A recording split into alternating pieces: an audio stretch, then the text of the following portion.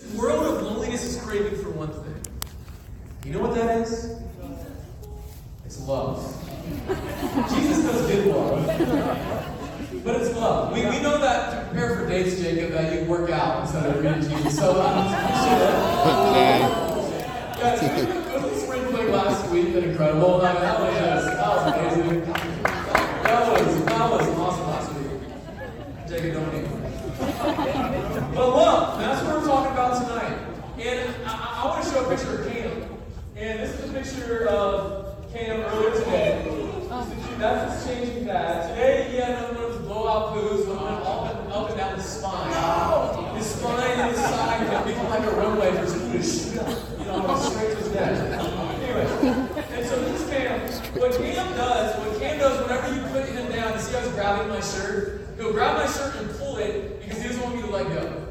And he hates being put down by himself. He will actually cry for hours on end if somebody's not there to comfort him. He wants to be held. He literally be crying his mind out, and you think he's dying, and you pick him up, and the tears immediately stop.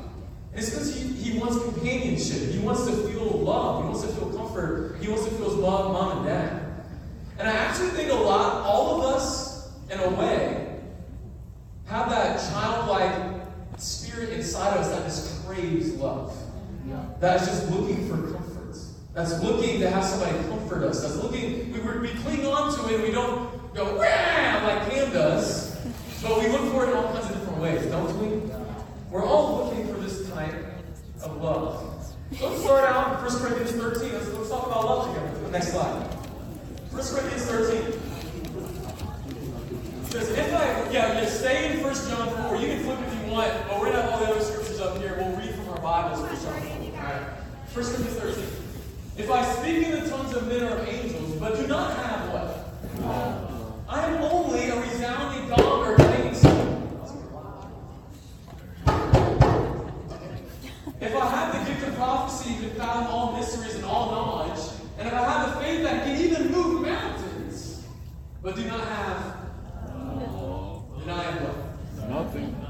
If I give all I possess to the poor and give over my body to hardship that I may boast, but I do not have, then I gain nothing. Can you imagine if you could actually move a mountain? There are these characters that have that kind of superhero. Can we go to the next slide? There's this movie that just came out called Indy. Alright?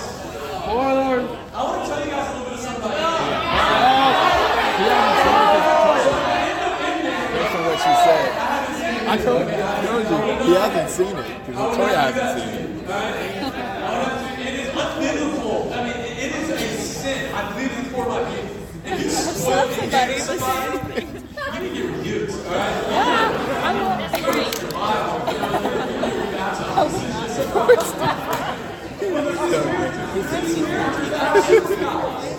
How awesome would it be if you could control lightning like Thor?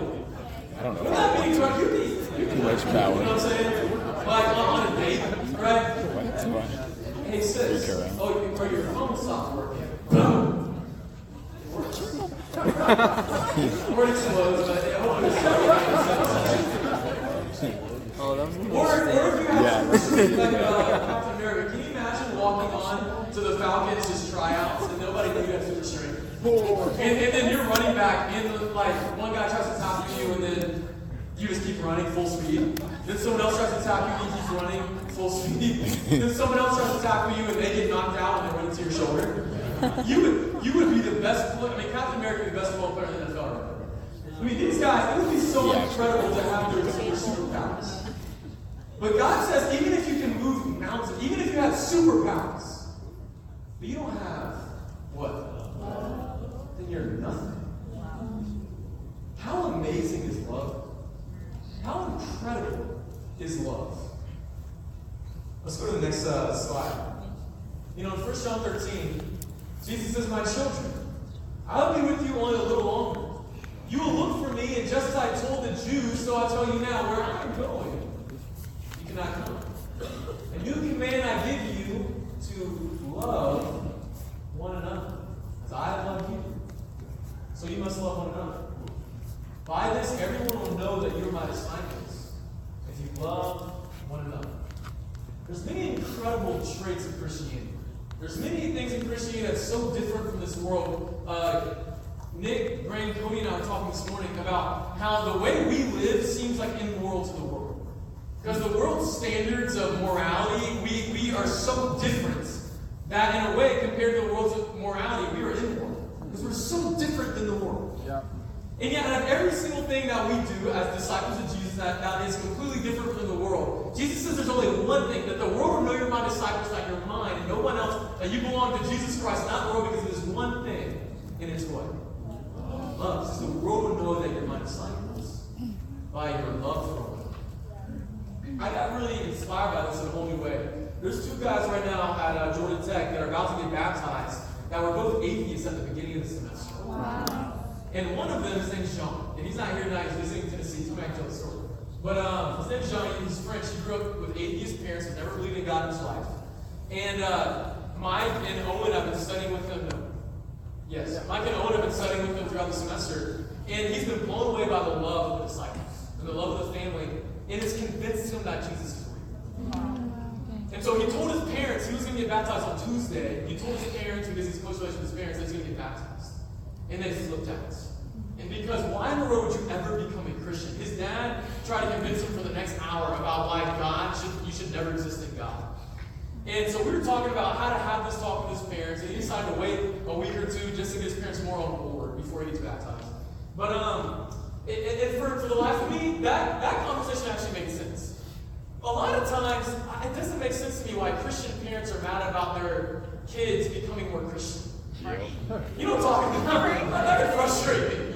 But atheist parents getting mad at their atheist son becoming Christian. Okay, that actually makes sense to me, right? So why don't you deal with that a little bit? But you know what he tried to convince his parents of? He tried to tell them, guys, I'm learning to be loved and to love. Why are you mad about that? Wow. My whole life is becoming about love, and I have a group of people that love me, and I'm learning how to love other people. And even in the conversation with his parents, he treated them differently in love. He said, what? That was the number one thing he talked about, was love. He said, why do y'all are so mad about me believing in this God that's teaching me how to love? Even if that's not real, it's like good love and bad, like that kind of conversation. But for an atheist, the thing that won him over wasn't how good the worship was, wasn't how well spoken I am, or how persuasive we are. It was our love. That's the number one thing. So there's a question you gotta ask yourself. Would people be able to determine or be able to see that you belong to Jesus by your love? And if you hope that someone else knows you're a Christian because of any other reason beside your love, then you gotta figure out if you're doing Christianity Jesus' way or your way. Amen. Because that needs to be the number one defining trait. More than anything else you do, it needs to be because of love. Does that make sense? Yes. So let's talk a little bit more about love. Now let's look at 1 John chapter 4. Come on, Jordan. You guys there now? Yeah. 1 John 4. Come on, bro.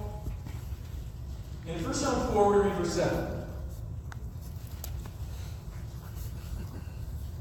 It says, dear friends, let us love one another, for love comes from God.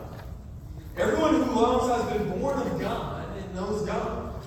Whoever does not love does not know God, because God is love. This is how God showed his love among us. He sent his one and only Son into the world that he might live through him. This is love. Not that we love God, but that he loved us and sent his Son as an atoning sacrifice for our sins. Dear friends, since God so loved us, we also ought to love one another. No one has ever seen God. But if we love one another, God lives in us, and his love is made complete in us. The world is desperately looking for love. It's also wondering what love is. What does the world say love is? Love, you think of shows like Grey's Anatomy, okay? What does love mean? It means an emotional, physical connection. That's kind of like what love means nowadays. Even incredible singers like Bob Marley. Remember that song? What is? Love. Oh, that's not Bob Marley. What is it? Billy Jean. Billy Jean. I missed two songs together. What's love got to do? What's love got to do? Got to do? And that's what Bob Marley song. Tina Turner. Is this love? That's That's not love. One love. One love. You need to get back to the 1900s.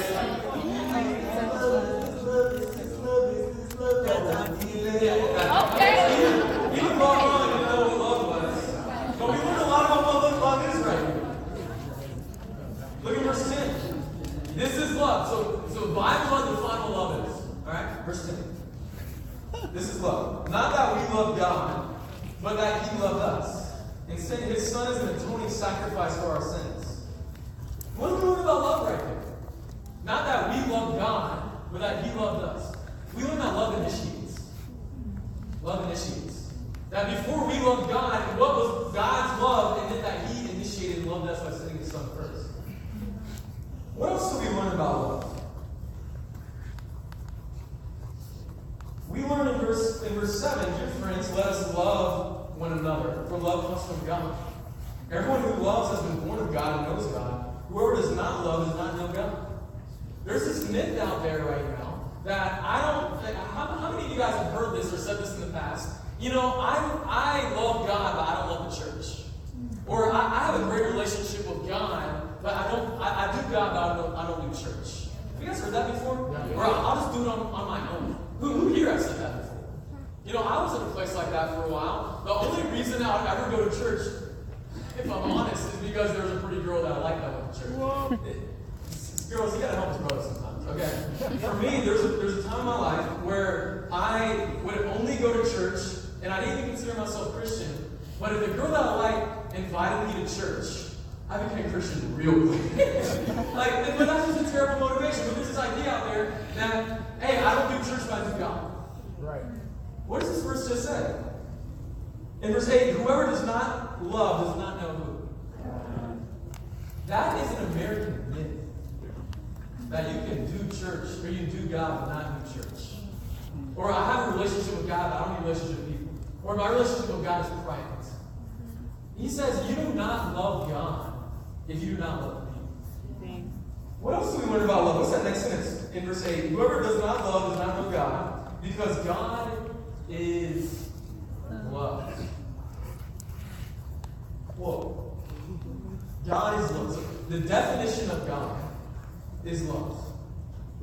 So that means when you love people, in one way you could say, when you love people, you God them. And when you give love to somebody, you give what? You give God to somebody. It's so powerful, it's so important that God even defines Himself by it. Yeah. That is crazy. And there's this idea down in verse 11. It says, dear friends, since God so loved us, we also ought to love one another. No one has ever seen God. Has anyone here seen God before? But if we love one another, God lives in us, and His love is made complete in us. And there's this concept that we haven't seen God, but we can't see one another. We can't see God and have Him directly face to face give us love, but we can see one another as little Jesuses and have His love flow through them. Remember when Jesus said, where two or more gathered, what did He say about it? That I'll be with you. And there's this idea of why do we come to church? Or why do we do things like this? I've heard people say, what am I going to miss? Like, what's going to happen that's so important that's a big deal that I miss? My response usually is, well, two or more are gathered there, you actually miss Jesus. Wow. That when you show up to where the disciples are gathered, you show up to where Jesus is. Yeah. It's kind of crazy Jesus is sitting up here with us right now. Isn't that incredible? Go. I know we've experienced this in a whole lot of different ways. I thought we could share for a minute. What's a way that you've experienced love from other disciples and it's changed you? It's blown your mind. It's softened your heart. It's been there when you have needed it. Does somebody want to share about a time when another person in this room or someone else has really loved you in a special way? And we don't all know each other in the room. I'm gonna pretend like I don't know you when I call you. So say who you are and where you go to school. Okay, even though I clearly know you. Okay. I'm acting like I don't know you guys. Hello, I'm Yasmin. I'm a Sun State student. This was December 2017 through January 2018. I thought about leaving God and just leaving the church in general. And for like 2 or 3 weeks, I just stopped showing up to stuff. And ghosted everyone. And I think it was like Raisa and Rulani and Amanda would show up to my house and like knock on my door. And I remember my parents even told me about it. Like they were like going to my house to check up on me. They were messaging me all the time and just like really didn't give up on me, and really, even when I would ignore like 5 of their messages, just like continued to pursue me. And I feel like that was God, like not giving up on me, you know? It's like through his people, he didn't let go of me, and it showed me how much I mean to God and how much I meant to them. So. Amen. That's awesome. So share that. Oh, yeah.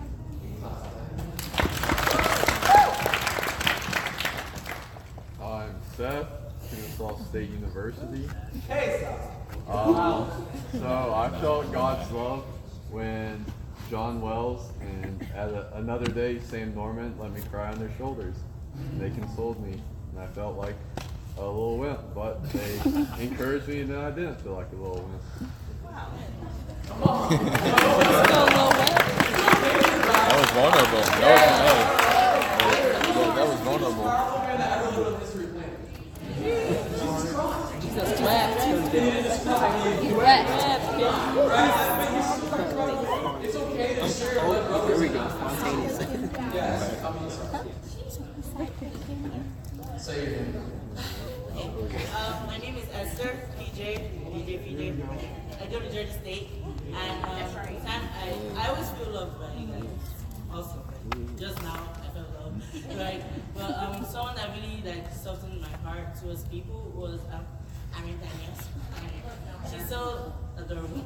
Like she randomly just come up and just like rub my shoulder or hold my hands, like stroke my nose. It's like random things. Like she treats me like a pet, and it was. That's encouraging.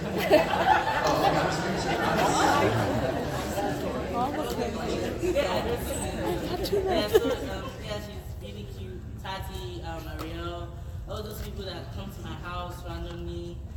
They make me cook for them, but I love it. They put their feet in everywhere. Alright.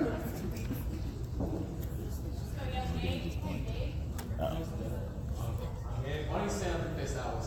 That's not Gabe. Yeah, Gabe. Hit the wall. Gabe! He has ears. Who do you He got his ears pierced. Jimmy. Yeah, I feel like Jimmy is the embodiment of love. And whenever I talk to him, he does make me cry a little bit. So I just want to get up and share about him. He's awesome. He's not here. I love him.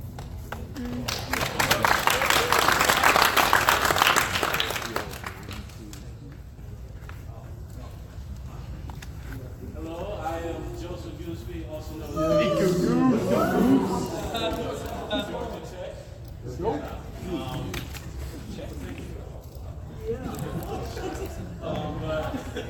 but yeah, I think one time that was really encouraging and loving was shown to me was my own roommates, Matthew Covington, Eric Pearson, and Michael Son.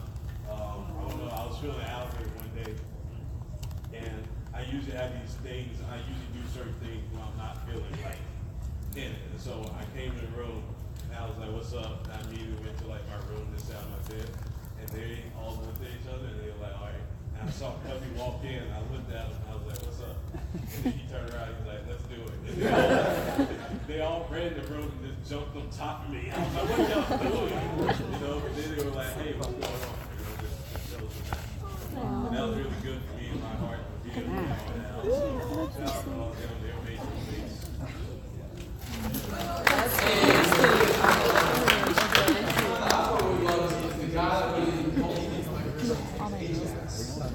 And it was when I was studying the Bible, and I did not have a quiet time for the life of me. I was so lazy.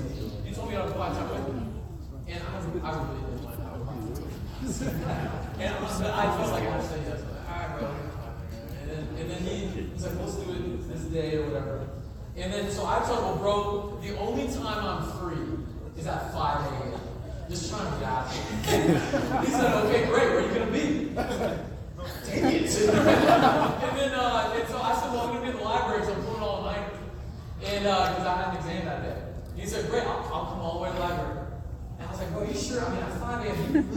do that to yes. No. And then he was like, and then he texted me when he woke up at 4:30, bro, are you still on quiet time? And so I thought, if I don't text him back, he'll think I fell asleep. So I didn't text him back. And I went and literally hid in a crooked corner of the library. Like, I laid up a put couches around me on the fort just so he didn't see me. And I literally went to sleep. I was a punk, okay? I was a punk. Literally, at 5:07, I feel this. Jordan. And I was like, oh, I'm not here. And I, without me responding to him, comes all the way to the library, finds me, and then because he cares so much about my walk with God. It was an incredible way that he loved me. It was so special. But we're going to look at a couple more passages here. Let's go to the next passage in 1 Peter chapter 5. Because Satan hates it when you have relationships. Because God is love, he hates when you have God, and he hates when you have love. So he tries to do whatever you can to make you isolated. You know, Satan's like a roaring lion. Here in 1 Peter chapter 5. It says, be alert and of sober mind. Your enemy, the devil, prowls around like a roaring lion, looking for someone to devour. Resist him, standing firm in the faith, because you know that the family of believers throughout the world is undergoing the same kind of sufferings. Lions are scared. Like, who's seen a lion like up close before? Has anyone seen a lion on a safari and not like on a cage? Yo, I mean, who's heard a lion roar? Not in a cage, but like on a safari. There's only a piece of glass. I thought that thing would need the whole flock. Lions are so intense. But we're going to watch this video about lions. There's something I want to learn about what Satan wants to do to us. So it's about a minute long, just wait for it. There's two gazelles, just kind of playing around. There seems to be a dot in the background getting closer. no. The gazelles see something inflated. They're running. That's the line. It's going to be quick. Oh no. Lizzie.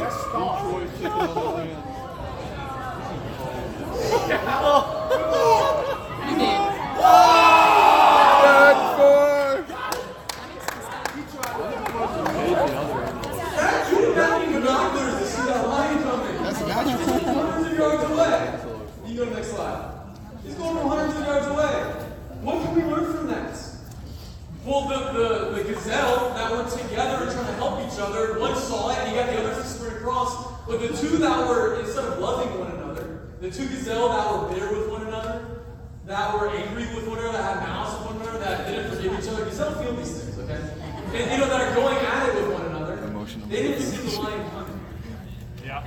Satan preys on those that are not loving. Satan preys on those that don't have love in their life. If you're harboring bitterness to another brother or sister, Satan is looking to pounce. If you're harboring, if you're not forgiving your brother or sister, or if you have some malice or someone said something to you, you're not following up with it, man, Satan's looking to pounce. But the same is true when you're isolated. Now, when you don't have somebody else looking for you, and you're not experiencing love, if you're not a part of the community, and everybody else is out there looking for, say, helping each other, Satan's also looking to pounce when you're isolated. Does that make sense? Yeah. Come on, Jordan. And that's one of the main reasons we want to have this talk tonight, because we're going into summer. And we're going to have a bunch of incredible things going on, talking about the summer of prayer. We're going to have a ton of great memories and a bunch of fun things. We got CTP coming along the way. But for a lot of us, summer can be one of the most isolating times. Where we go back to mom and dad's house. And then it's not as easy to connect with God. Amen. A lot of us don't live as close to the campus ministry. We don't live as close to the church. We might even be going hours and hours away where it's not even a church that we know of with right doctrine close by. And it can be very, very hard to maintain the love of relationships and of love. Does that make sense? Yeah. And let me tell you, Satan's looking to pounce. Yeah. And so what can you do? What can you do to protect yourself in the very best way this summer? It's to invite God in and to invite love in. Does that make sense? Yeah. And to maintain relationships. You know, you learn a lot about yourself over summer because it's very easy when you're day in and day out. You can't even go to the student center without seeing disciples to experience the love of the community. Even if you're not really feeling Jesus, you see your buddy and then he can help you experience Jesus. Even when you're not really wanting to read your quiet time, you come home and you're mad at God and you go in your room and you go sit in your bed, 3 other dudes come and jump on you and ask how you're doing. Like you almost can't escape it, and we love that. And it's so helpful for us because we know we're not guys, we know we need help. But maybe you learn a lot about why you do what you do when other people aren't close by to remind you. And you figure out how much you're going to go after relationships and how much you're going to initiate love. And instead of just being open to others loving you, how much you're going to initiate going after love. That's my challenge for the group this summer. So for you to initiate. And to not have the feeling of, well, why did someone initiate with me? Why wasn't somebody there for me? Why didn't someone ask me how my day was going or ask me where I was at? I'm supposed to know where you initiate. And you push after all those things and you say, I want to guide somebody. I want to give somebody, I want to love. Whereas when you love somebody else, you get love back. Does that make sense? Yeah. Let's just read the rest of this chapter and then we'll close out. You guys with me? Yeah. We're talking about this. How does Satan want to isolate you this summer?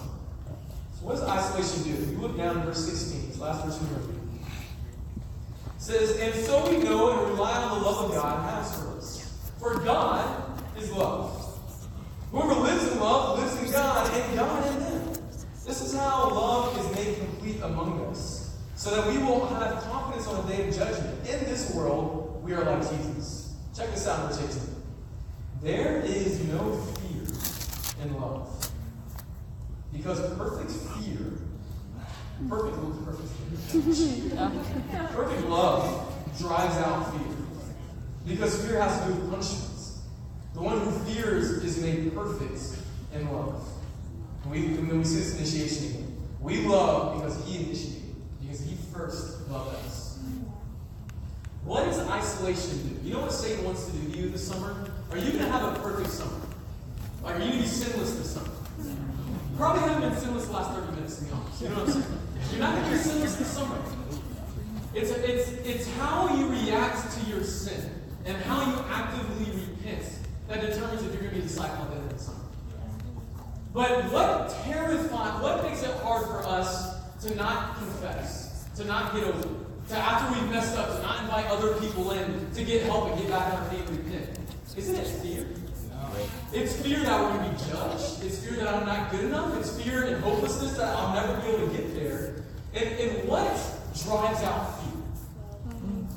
Love. Love. What's love got to do with it? That's my girl sings that song.